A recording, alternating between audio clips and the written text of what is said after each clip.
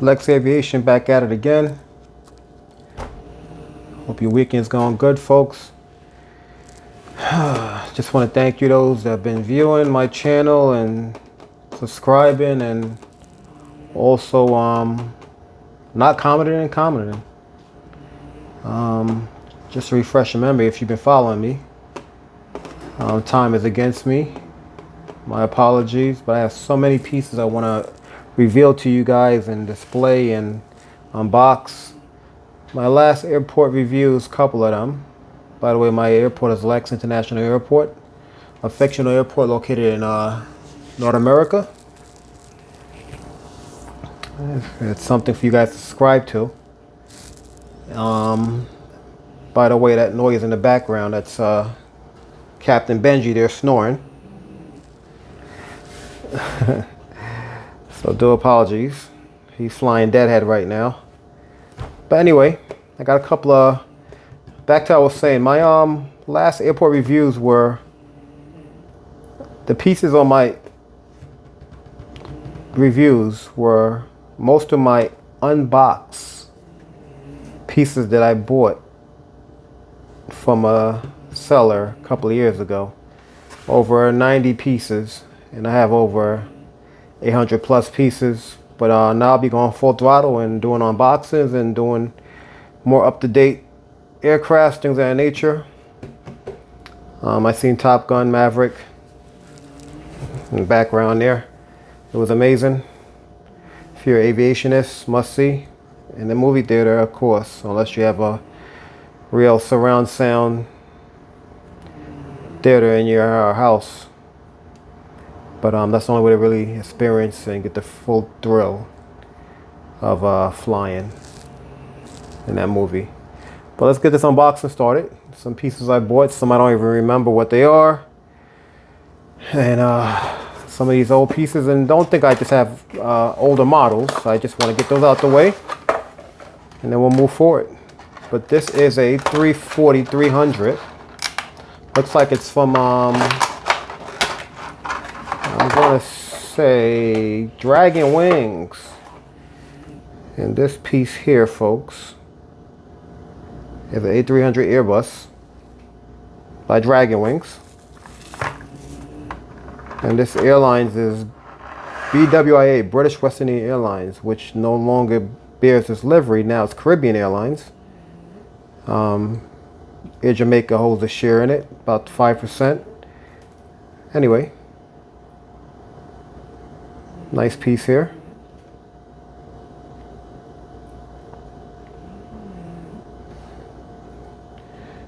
Dragon Wings, I must say, as far as the penmanship, is always on point. Quality, but I like Dragon Wings. For instance, one of the gear doors just fell off, I believe. Yay and nay. Looks like nay. This looks like a spare piece. What do you think? Registration number on this piece is 9Y Tango Juliet November. It looks like it says here.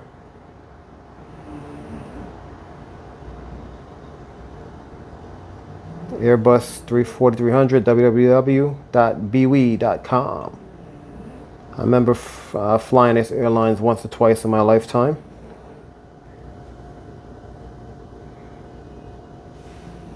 Nice little detail there. If you can see, let me zoom out.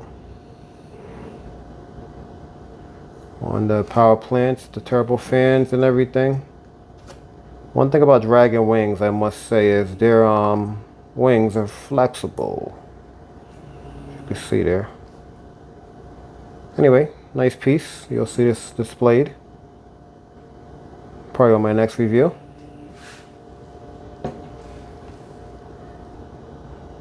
All right. Next we have here is the Avianca 762.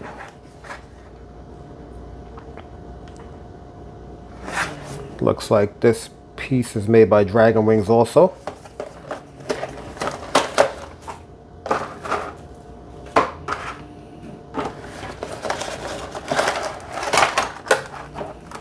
And Dragon Wings always have their little stand.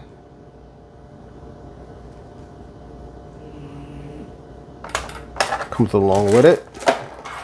You know, I must say some of these pieces are older than some people's kids.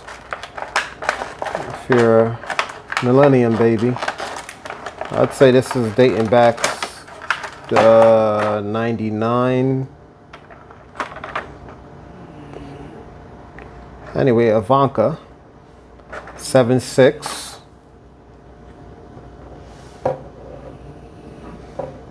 Dragon wings at the time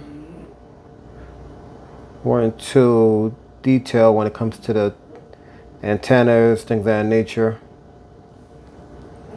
But as far as their color scheme and graphics for their time, they were amazing. But this is looks like one. I don't know if you can see that there.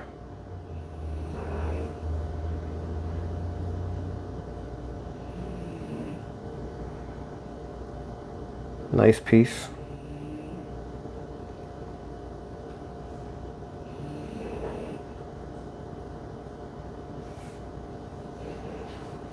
Avianca 763.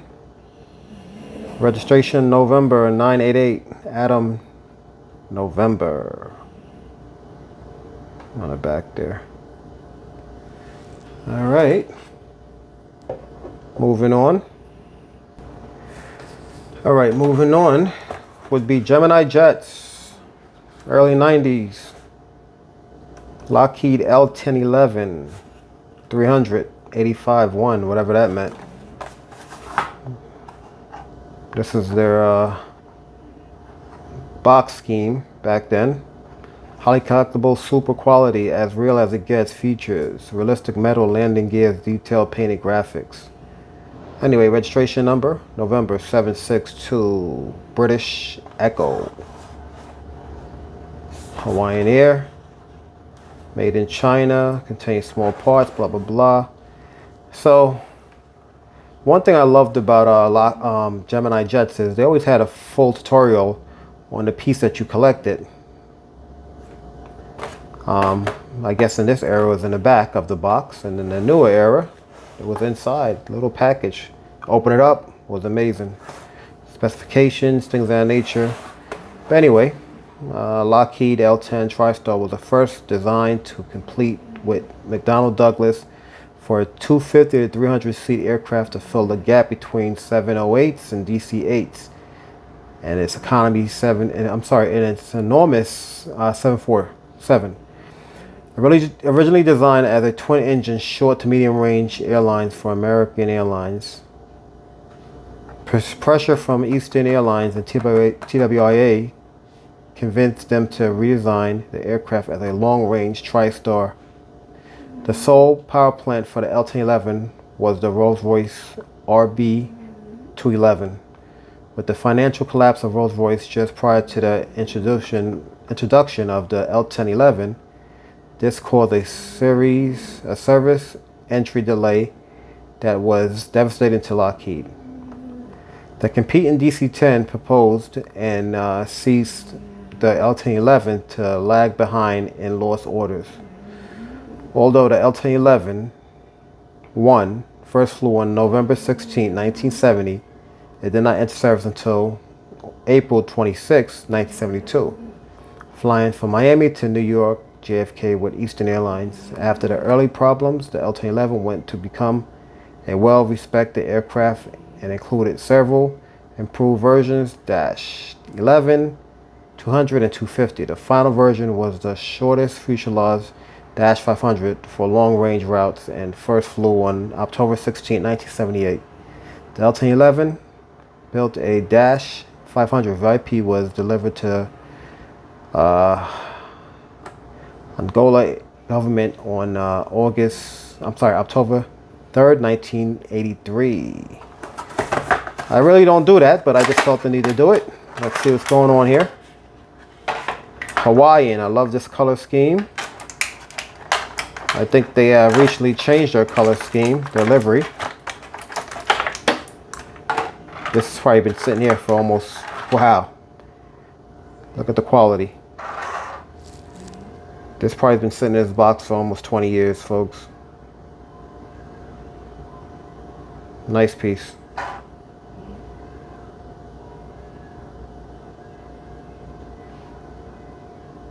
Look at the detail.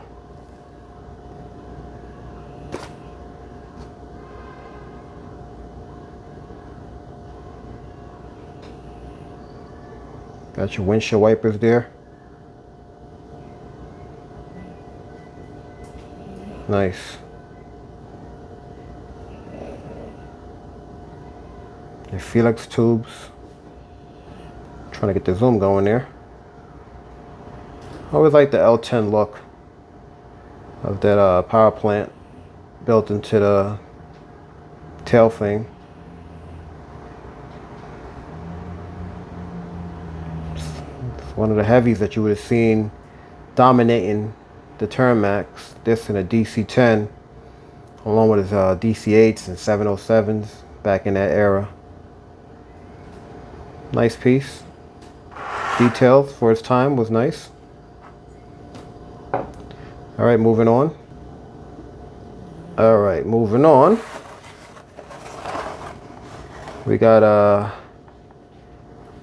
Aka Boeing 573.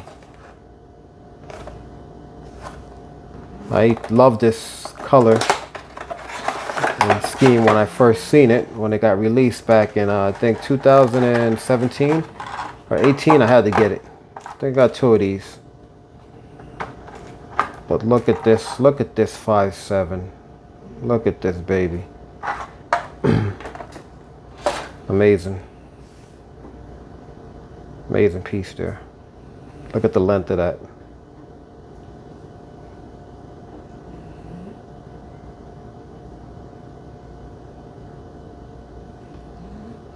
It's an amazing piece. Now this is more the up-to-date Gemini jets.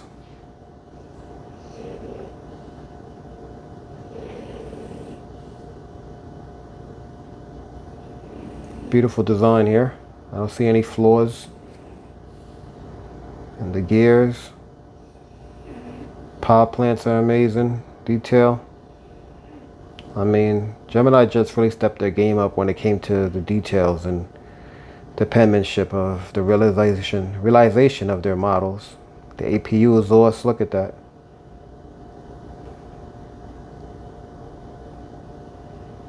The gears, gear door.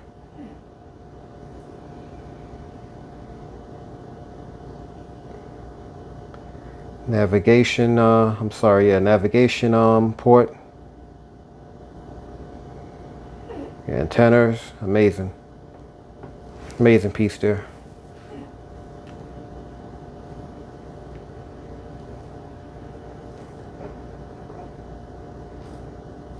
Beautiful. All right, moving on.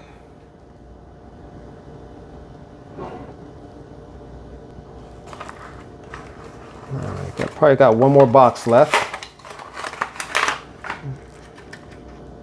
This is a DC-9 32 All-American Regional Workhorse. I love this color scheme. Northwest International Airlines, which was acquired, I believe, by Delta, if I'm not mistaken. Beautiful DC-9. My first time flying on a DC-9 was to Melbourne, Florida, Continental Airlines. When she took off with those GE power plants, you heard her. The afterburn, the thrust on these power plants before the Noise Reduction Act. It was amazing. You really don't get that much. But when she took off on full throttle, you heard her. Anyway, nice piece here. Looks like the registration number on this one. I'm sorry, I didn't read the last one.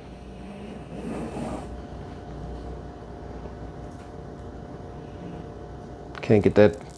But it looks like November 58 98 4 You, Sally. I got a huge fleet for Northwest. Not one of my biggest, but I made sure I get a couple of pieces. So you'll see her on the floor soon. Nice piece there.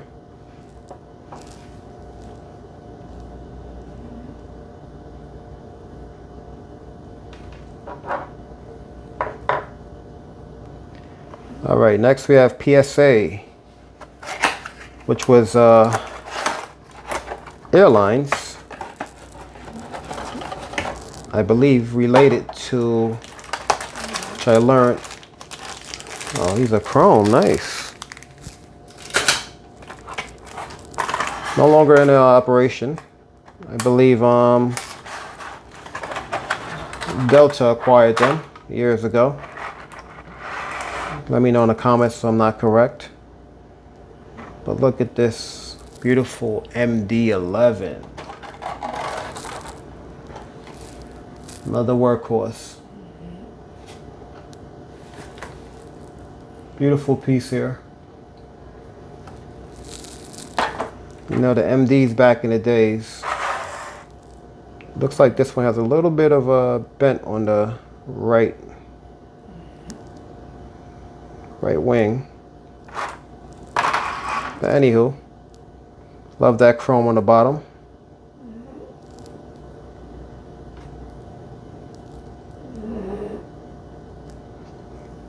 Beautiful. Registration number on this piece is November 92 for Paul, Sally. Look at the, I believe this, who made this? It's limited edition, Dragon Wings. Look at the detail on the power plant in the back.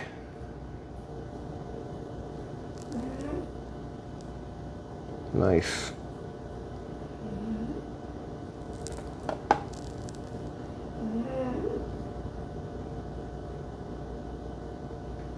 This was actually a twin pack. Came with another piece.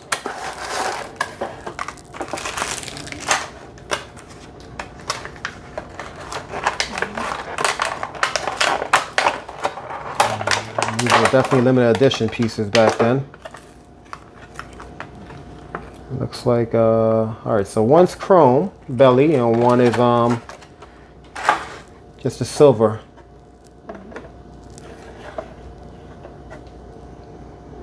So this one's just silver and this one's chrome. Beautiful pieces there. All right, moving on. Now some of these pieces, I don't even know what I got and when. I just remember seeing them, I liked them, I got them. And this looks like a 6.7. I'm not sure company that makes this. All right, again, most of my models were never opened, so I had to really get this open here. It was really secured in there. But correction, oh my goodness. Wow. This actually is a, goodness, 777. Let me just get this out, folks. So it's a 777, Japanese Airlines, 777-200. I don't know the name of this carrier. It's a nice piece. No gears. The gears are here. All right. What do you think?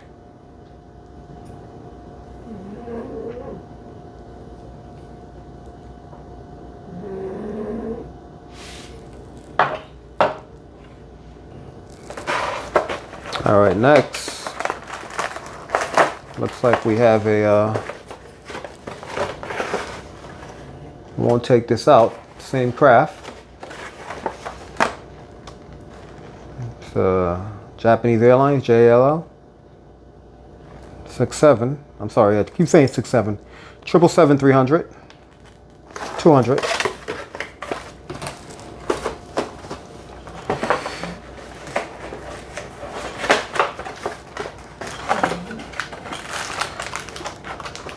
Varick.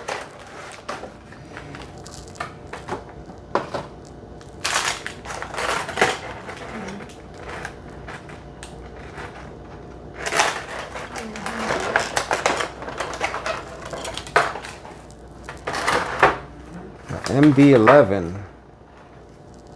Beautiful.